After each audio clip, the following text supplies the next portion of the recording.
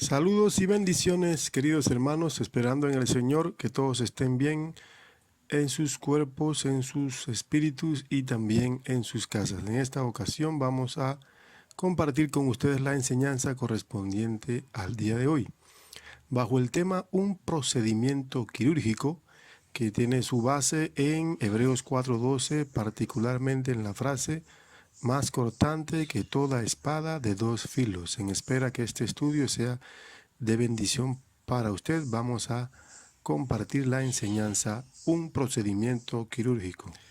Atendamos a algunas definiciones de términos para entender o explicar mejor la idea que queremos transmitir detrás de la frase un proceso quirúrgico. Y vamos a definir esta actividad quirúrgica pensando en que nosotros como cristianos somos los pacientes, el cirujano es el Espíritu Santo y el bisturí es la palabra de Dios. Clínicamente se puede definir una operación o un procedimiento quirúrgico como la operación instrumental total o parcial de lesiones causadas por enfermedades o accidentes con fines diagnósticos, de tratamiento o de rehabilitación de secuelas. En este caso, nosotros los creyentes somos los pacientes que vamos a entrar al quirófano de Dios, en donde el cirujano es el Espíritu Santo y el instrumento es la palabra de Dios. Cuando Hebreos 4:12 dice más cortante que toda espada de dos filos, hay una palabrita griega que se pronuncia machaira para referirse a espada, y eso habla de un instrumento de uso doméstico o quirúrgico, un instrumento fácil de manipular diseñado para seccionar en partes o tomos. Y usamos al Espíritu Santo como el cirujano porque en Efesios 6:17 dice que la palabra de Dios es la espada del Espíritu. Y la palabra espada en Efesios 6:17 es la misma palabra que se usa en Hebreos 4:12, machaira.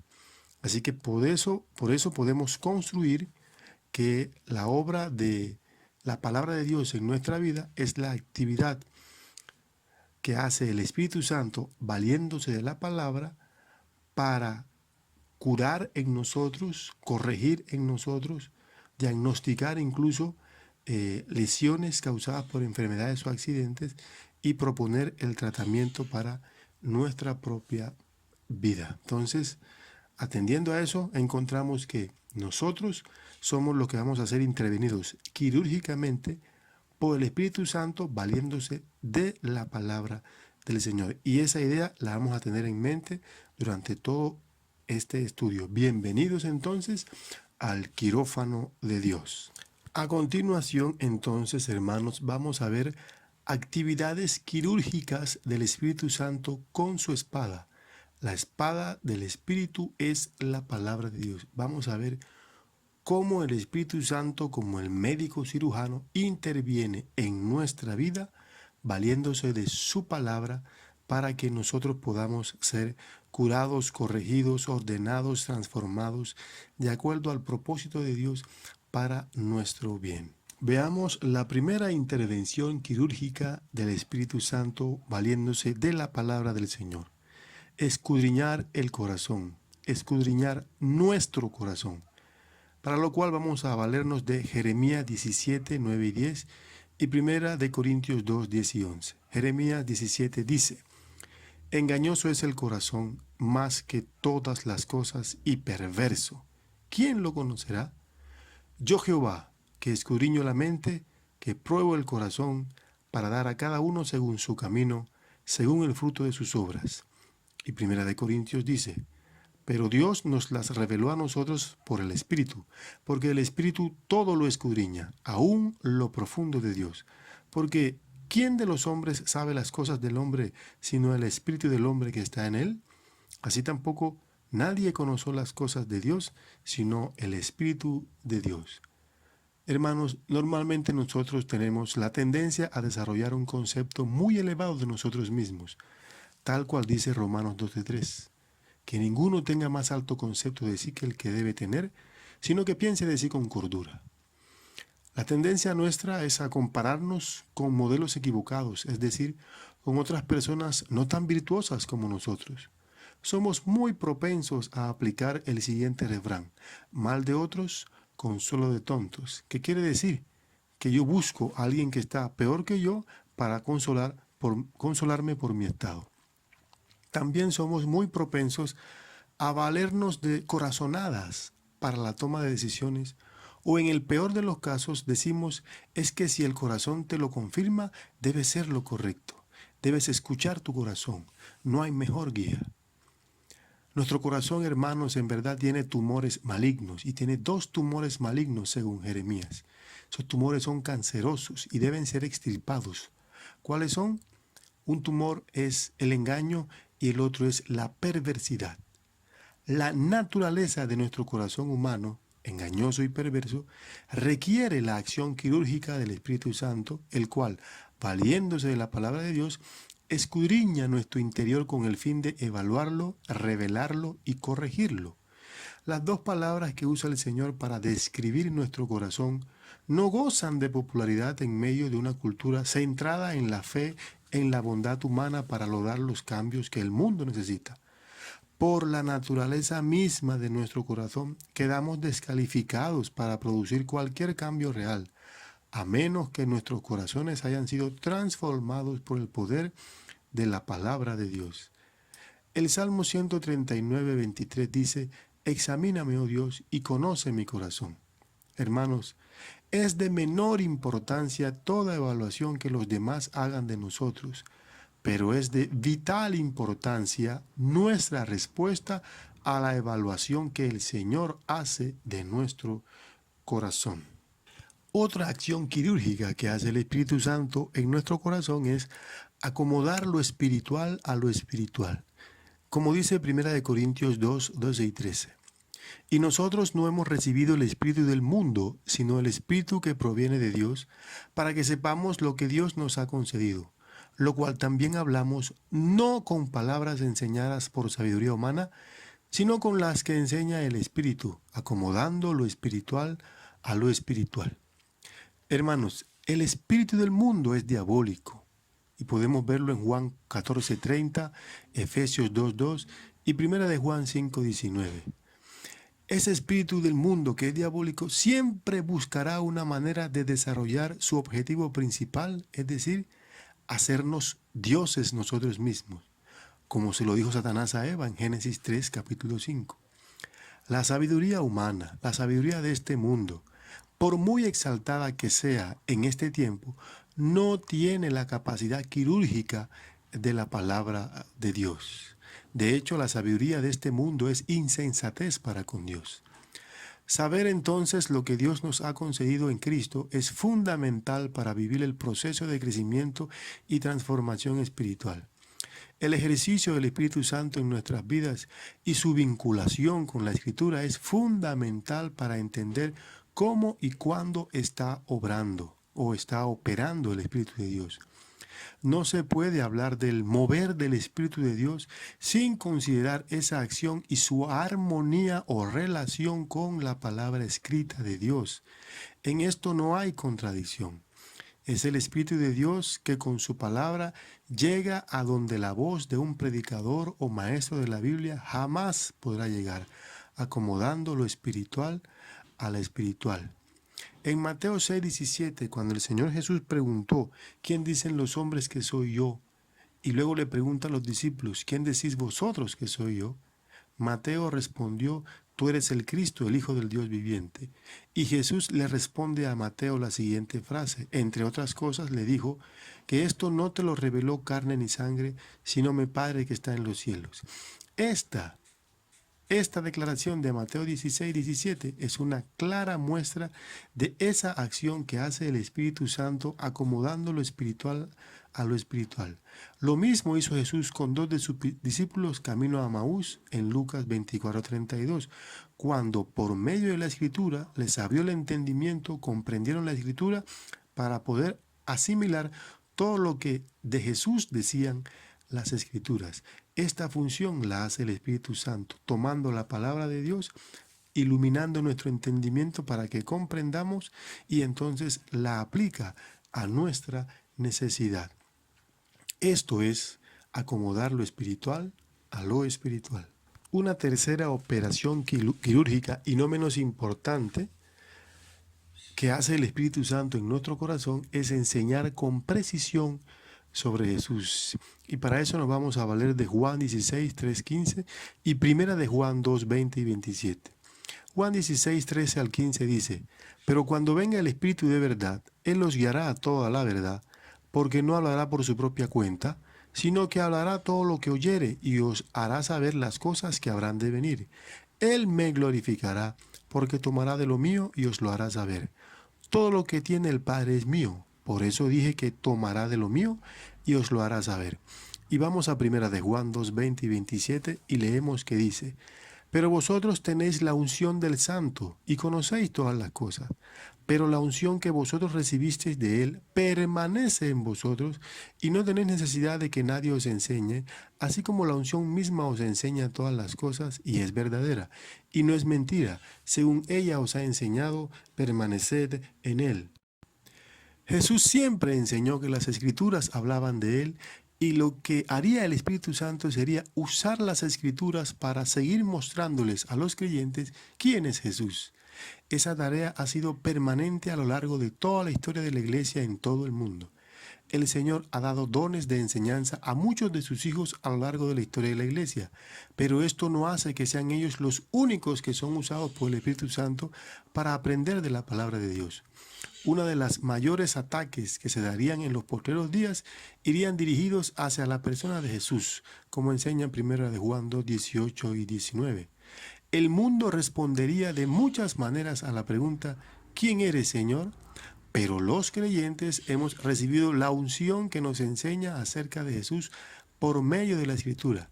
En este sentido, la palabra de Dios sirve para cortar la enseñanza de los falsos maestros que tantos hay hoy día y que con su elocuencia hacen que la gente se confunda.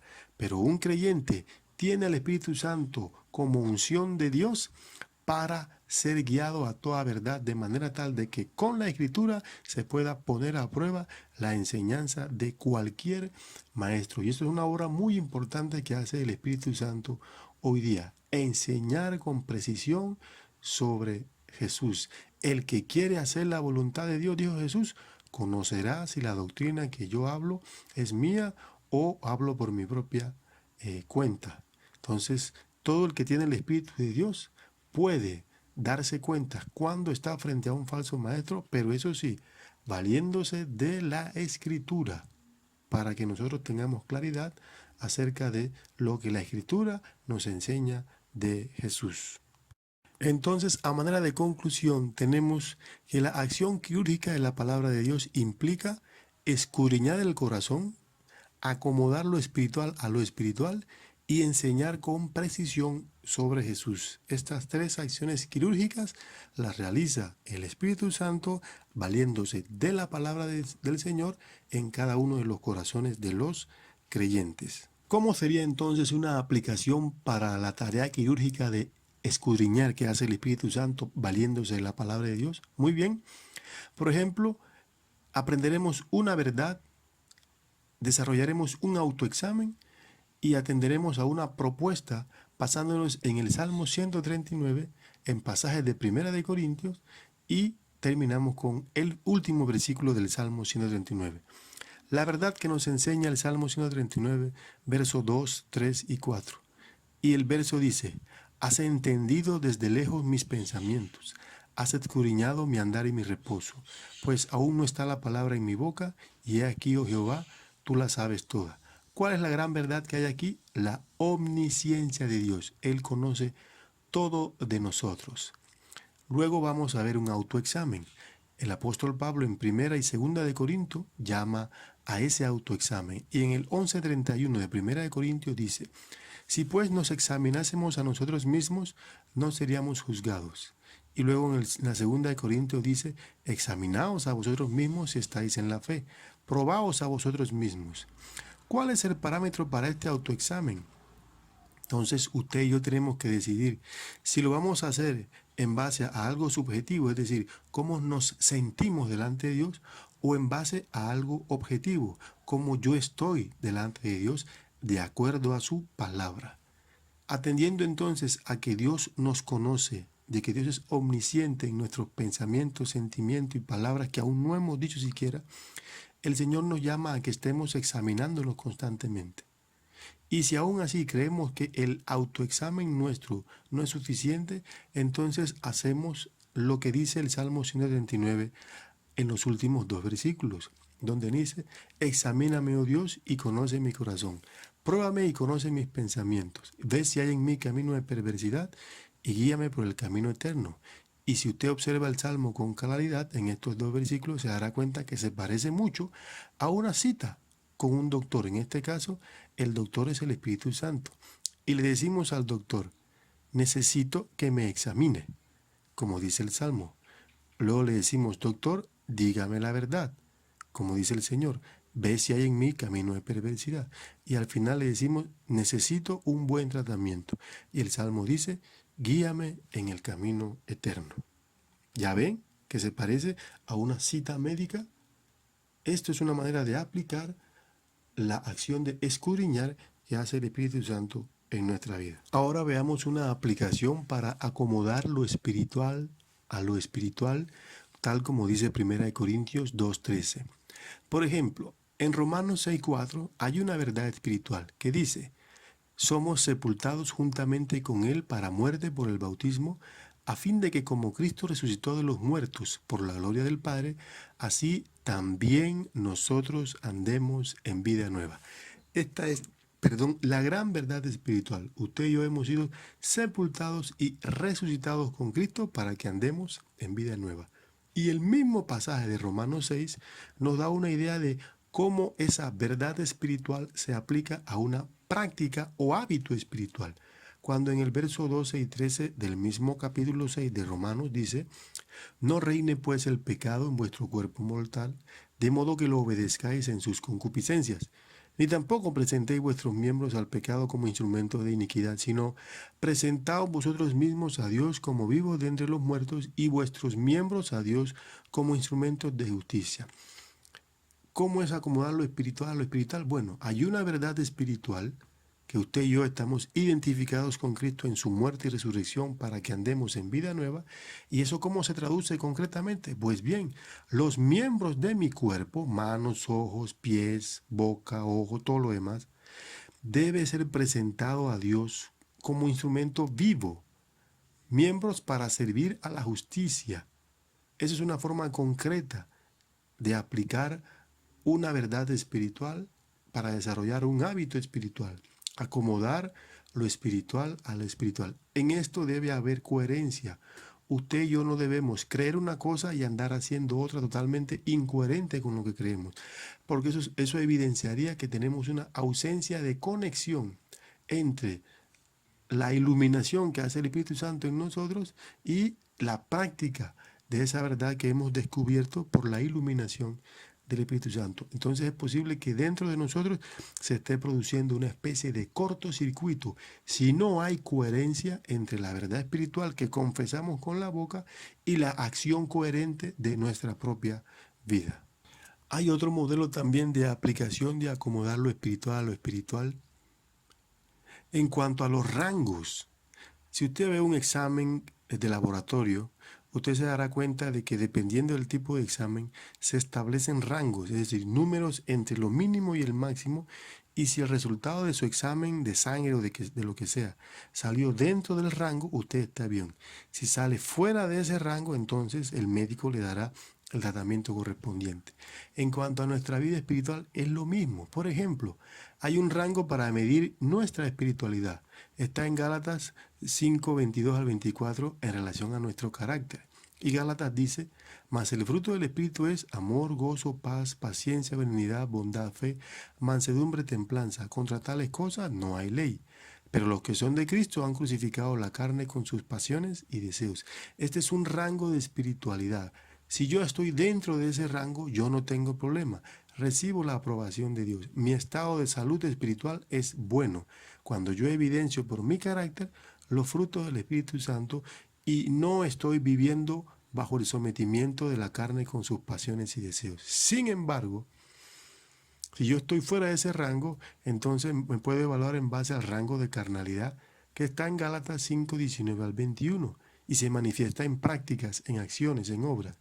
Y dice Gálatas, y manifiestas son las obras de la carne que son adulterio, fornicación, inmundicia, lascivia, idolatría, hechicería, enemistades, pleitos, celos, iras, contiendas, disensiones, herejías, envidias, homicidios, borracheras, orgías y cosas semejantes a estas, acerca de las cuales os amonesto, como ya os lo he dicho antes, que los que practican tales cosas no heredarán el reino de Dios.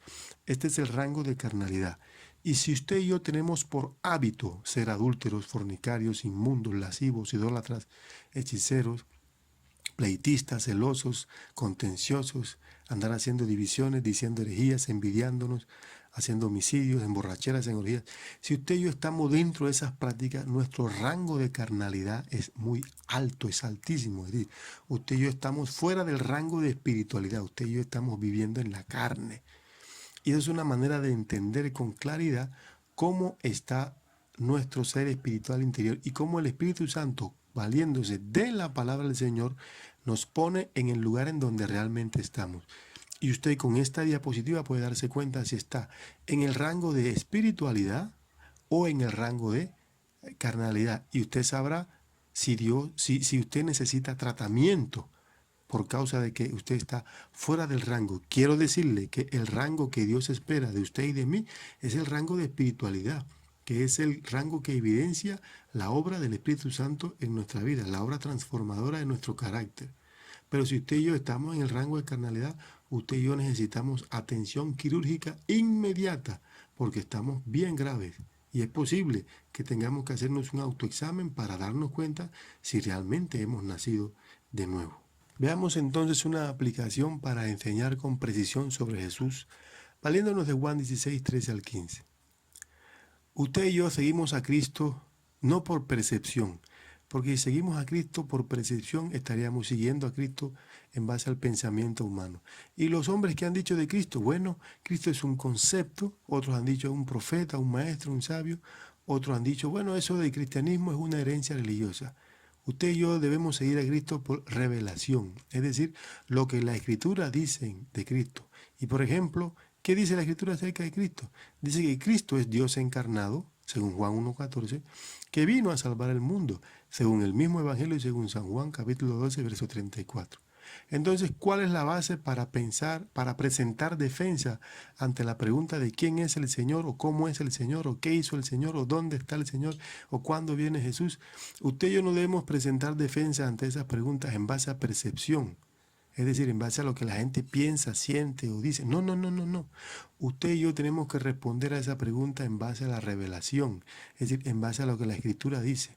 Cuando Pedro le respondió a Jesús, tú eres el Cristo, el Hijo del Dios viviente, Jesús le respondió a Pedro diciéndole, bienaventurado eres, Simón, hijo de Jonás, porque no te lo reveló carne ni sangre, sino mi Padre que está en los cielos. Y como les decía al principio, es una clara evidencia de la obra que hace el Espíritu Santo en nuestro interior con la palabra de Dios, es decir, esa obra quirúrgica de enseñar con precisión acerca de Jesús en relación a la Escritura. Mi amado hermano, usted no conoce a Cristo por las figuras que se han pintado de Él. Usted y yo no conocemos a Cristo porque ha sido una buena costumbre religiosa de Semana Santa. No, usted y yo no seguimos a Cristo porque tiene sabias y profundas enseñanzas para la vida. No, usted y yo seguimos a Cristo porque la Biblia, la Escritura, la espada del Espíritu es quien nos revela a Cristo y nos dice lo que de Él debemos creer. Recuerde lo que dijo Jesús.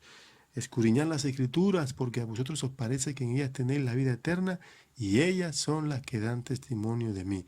Cada vez que alguien le pida razón de la forma en que usted y yo creemos en Cristo, su respuesta y la mía deben tener un solo fundamento, lo que dice la palabra de Dios. Punto. Entonces solo recordemos que la palabra de Dios es más cortante que toda espada de dos filos, y que esto es una acción quirúrgica que implica escudriñar nuestro corazón, que implica acomodar lo espiritual a lo espiritual y que implica enseñar con precisión sobre Jesús. Y todo esto es la acción que hace el Espíritu Santo valiéndose de la palabra de Dios y esa operación la hace en cada uno de nosotros como hijos de Dios. En espera que esta enseñanza haya sido de bendición para usted y que sea siempre el Señor en nuestro ser, operando quirúrgicamente con su Espíritu Santo como experto cirujano, valiéndose de la palabra del Señor como cortante espada de dos filos en nuestro ser. Que el Señor nos bendiga.